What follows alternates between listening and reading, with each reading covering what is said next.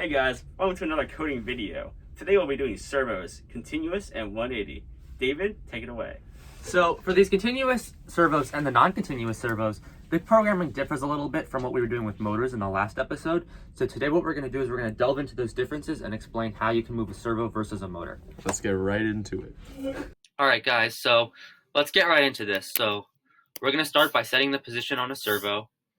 And this is the syntax you use for servos. It is set position. This is a 180 servo. We're gonna start with the 180 servo. So first thing I want to do is comment out my prior code.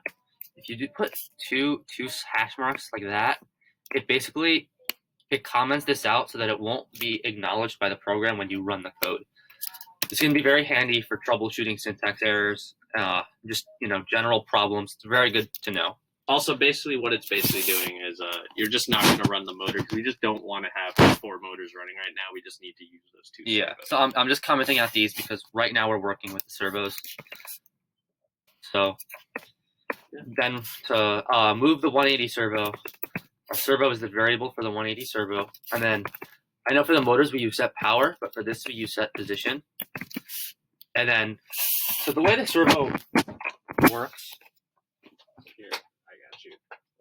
one second. What you want to see is you see this little knob here. It'll turn at 180 degrees. I think we already talked. So basically, each position on the servo is like numbered from 0 to 1 going around. So like this will be position 0 on the end, all the way on the end, and like halfway up, like 90 degrees would be like 0.5, and like all the way would be 1. And it's like numeric, so you can set any value you want in between 0 and 1. And yeah, just start. I guess start with 1. I'll put it somewhere in the middle. Okay, so that would set the position to 1. So if let's say the servo started with somewhere in the middle at the beginning of the program, it'll flip up to position 1.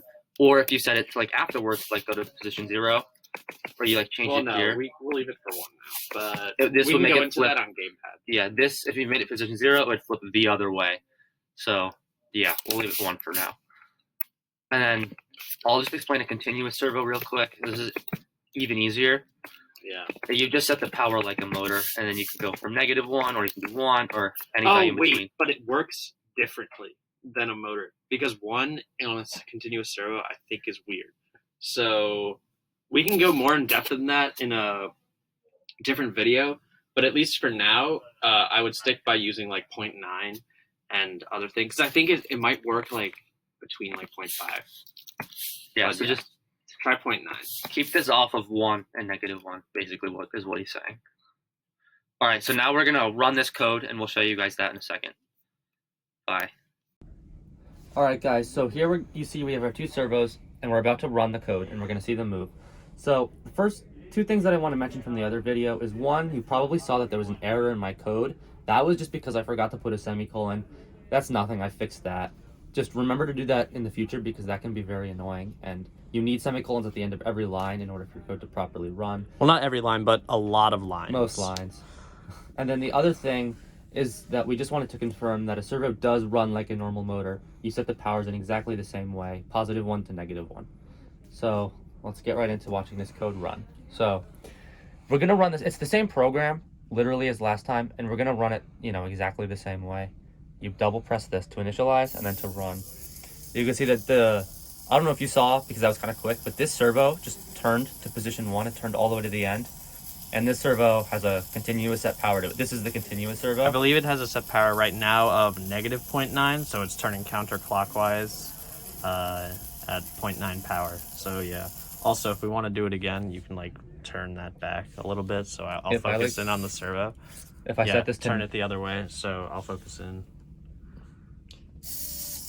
You can see how it turns over back. I don't know which position we set it to, but we set it to go to that position. And while you're running the code as well, it will hold that position. So if you try to turn it away, it'll like put torque back against you.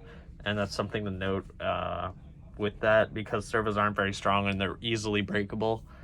I broke one, but we don't talk about that.